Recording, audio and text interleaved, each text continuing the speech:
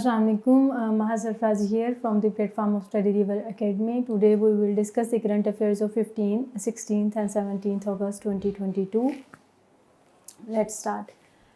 सबसे पहले कुछ प्राइम मिनिस्टर्स थे, शेख हसीना और दूसरे हैं एंथोनी अल्बनीज़। शेख हसीना जो है ये बांग्लादेश की प्राइम मिनिस्टर हैं और 1947 के अंदर इनकी पैदाइश हुई थी। शेख हसीना जो हैं इनके फ़ादर का नाम है शेख मुजीबुर रहमान।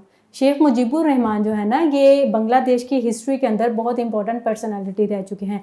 ये ना सिर्फ बांग्लादेश के पहले प्रेसिडेंट थे बल्कि फाउंडिंग फादर भी थे बांग्लादेश के। ठीक हो गया। ये 1920 के अंदर पैदा हुए थे और 1975 के अंदर इनकी असैसिनेशन हो गई थी शेख मुजीबुर रहमान की। दूसरे नंबर पर Anthony Albanese. Albanese is an Australian prime minister. इन्होंने ये कहा है कि मेरे प्रीडेसर जो थे Australian prime minister, ex prime minister Scott Morrison, उन्होंने 3 मिनिस्ट्री पोजीशंस के ऊपर सीक्रेटली एक्ट किया है। आप लोगों के लिए ये फर्दर इंफॉर्मेशन ज़रूरी नहीं है, आप लोगों ने जस्ट ये याद रखना है कि who is Australian prime minister. फिर उसके बाद है कुछ स्पेस एजेंसीज़। सबसे पहले देख लेते हैं जैक्सा जापान की स्पेस एजेंसी है और दूसरे नंबर पर है रोस्कोमोस जो है ये रशियन स्पेस एजेंसी है। मैं रोस्कोमोस की थोड़ी सी स्टोरी बताती हूँ आपको, आप लोग अपने दिमाग पर जोर दें। मैंने पिछली वीडियो के अंदर आप लोगों के साथ डिस्कस किया था कि एक है international space station. International space station was launched in 1998। इसके अंदर बहुत सारे कंट्रीज़ इन्वॉल्व हैं, जिस तरह से रशिया, USA, कनाडा, ठीक हो गया, इस तरह की कंट्रीज़ इन्वॉल्व हैं। अब रशिया ने रिसेंटली अनाउंस किया है कि वो इंटरनेशनल स्पेस स्टेशन को छोड़ देगा 2024 तक। अगर रशिया इंटरनेशनल स्पेस स्टेशन को छोड़ देता है तो रशिया के पास खुद का भी तो होना चाहिए ना स्पेस स्टेशन।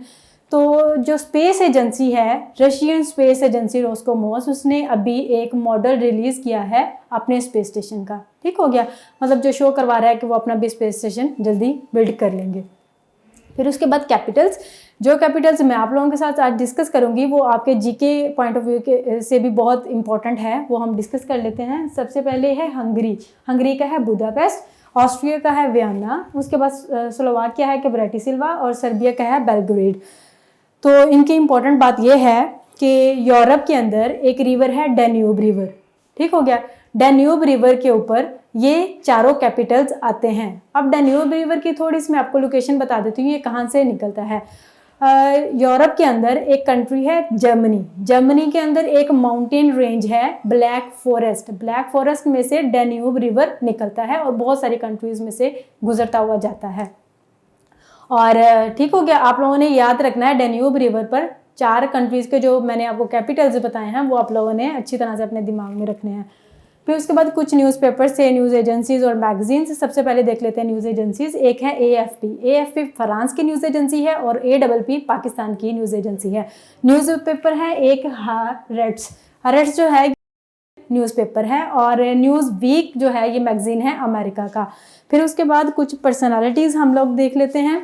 एक पर्सनालिटी है मिचेल बैचलेट जो है ये अभी रिसेंटली पहुंची थी बांग्लादेश में अपने विजिट के लिए। ठीक हो गया, ये जो है ये यूनाइटेड नेशन की ह्यूमन राइट्स चीफ हैं। ठीक हो गया, मिचेल बैचलेट।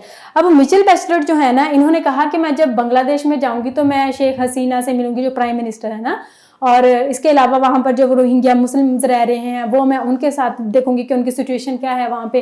अब रोहिंग्या मुसलमानों का मैंने एक दफ़ा पहले तो आप लोगों को बताया था, लेकिन एक दफ़ा से फिर से आप लोगों को बता देती हूँ ताकि आप लोगों को अच्छी तरह से याद हो जाए। अब मैंने बताया कि मिचेल बैचलेट जो है कि बांग्लादेश में विजिट के लिए आई हुई हैं। ठीक है, आप लोगों ने कंफ्यूज नहीं होना, वो मैंने बांग्लादेश का है, आप बांग्लादेश को साइड पे रख दें। अब आप आ जाएं म्यांमार के अंदर एक रखाइन स्टेट है जहां पर रोहिंग्या मुस्लिम्स रह रहे हैं। अब रोहिंग्या मुस्लिम्स के ऊपर जो मिलिट्री ऑनस्लॉट हुआ था म्यांमार के अंदर 2017 में हुआ था ना, मैंने आप लोगों को बताया था। अब मुसलमानों को, रोहिंग्या मुसलमान जो थे उनको बांग्लादेश में माइग्रेट करना पड़ गया था।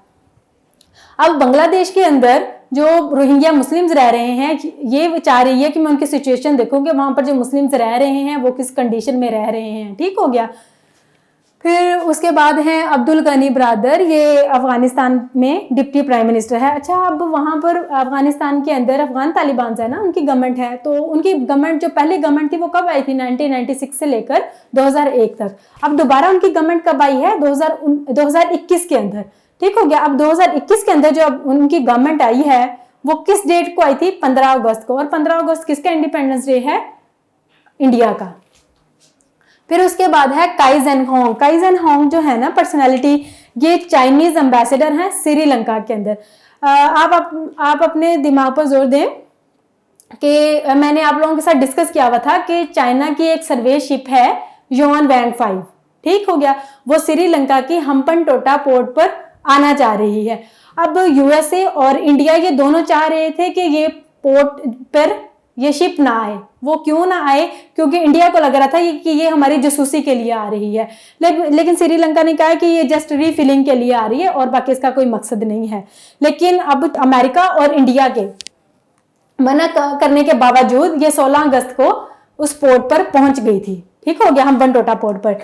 अब हम्पनटोटा पोर्ट जो है ना वो बेशक है श्रीलंका की, लेकिन श्रीलंका ने इसको 99 ईयर्स के लिए लीज पर दिया हुआ है चाइना को। और कब दिया था, 2017 के अंदर। ये आप लोगों ने अपनी दिमाग में रखना है, ये अक्सर पेपर में पूछ लिया जाता है और ये तो आजकल जो है ये टॉपिक्स भी चल रहे हैं, तो इस वजह से आप लोगों को अपने जहन में रखना होगा, पेपर में पूछ सकते हैं।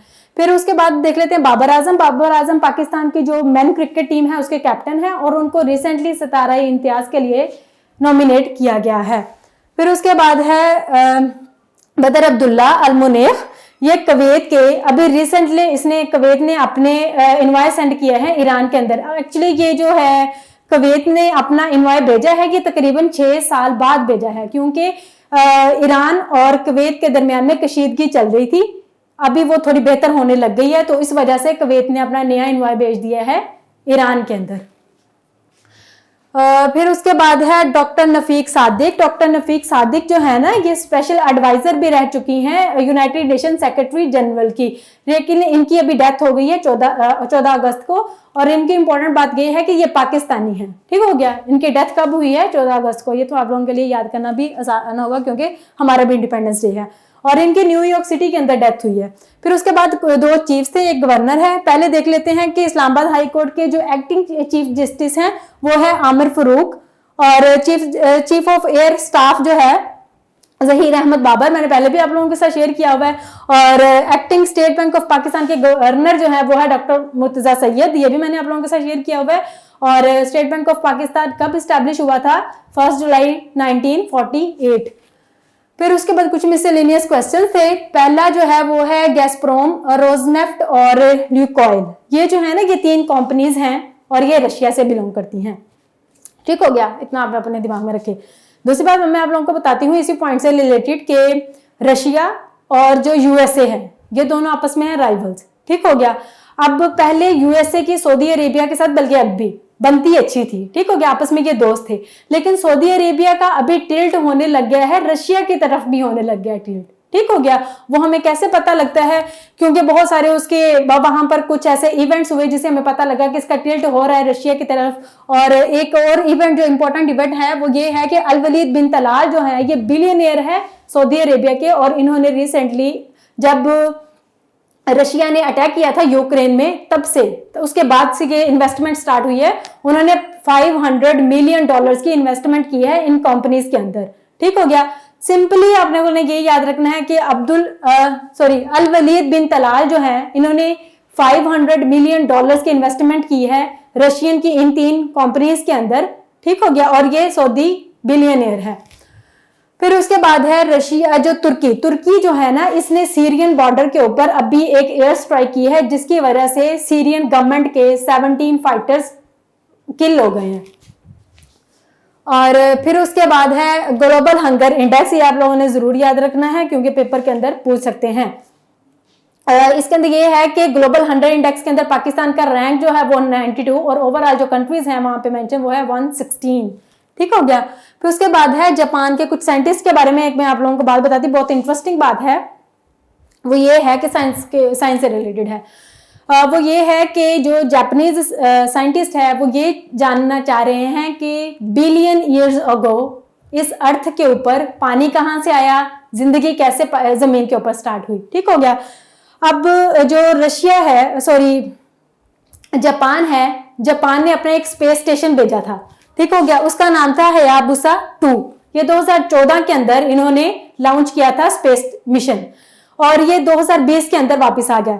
जब ये हयाबुसा 2 इन्होंने भेजा था, स्पेस मिशन भेजा था, तो एक सोलर सिस्टम के अंदर एस्ट्रॉइड था, उसका नाम है रियुगा। ठीक हो गया, ये रियुगा मैंने लिखा हुआ है। वहां पर गया, वहां पर जाके इसने स्टे किया। वहां पर स्टे करने के बावजूद 2000 स्टे करने के बाद ये जमीन पर वापस आया और उस एस्ट्रॉइड से थोड़े से सैंपल्स लेकर, मिट्टी वगैरह के सैंपल लेकर वापस आ गया। अब जो जापान के साइंटिस्ट है, उन्होंने उस मिट्टी के जो सैंपल्स हैं उनको स्टडी किया है। उनको स्टडी जब किया तो उसमें उनको कुछ वाटर के एलिमेंट्स वगैरह मिले, जिससे उनको पता लगता है कि जमीन के ऊपर पानी जो है हो सकता है एस्ट्रॉइड लेकर आए हों। ठीक हो गया। और आप लोगों ने ये जरूर याद रखना है कि एस्ट्रॉइड का क्या नाम है जिस पर जाकर उसने स्टे किया, और उसके बाद है हयाबुसा 2। ये इसका स्पेस मिशन जो था वो है, 2014 में गया था, 2020 के अंदर वापस आया। ठीक हो गया। मैं जरा साइड पे हो जाती हूँ, आप लोग इसका स्क्रीनशॉट ले लें।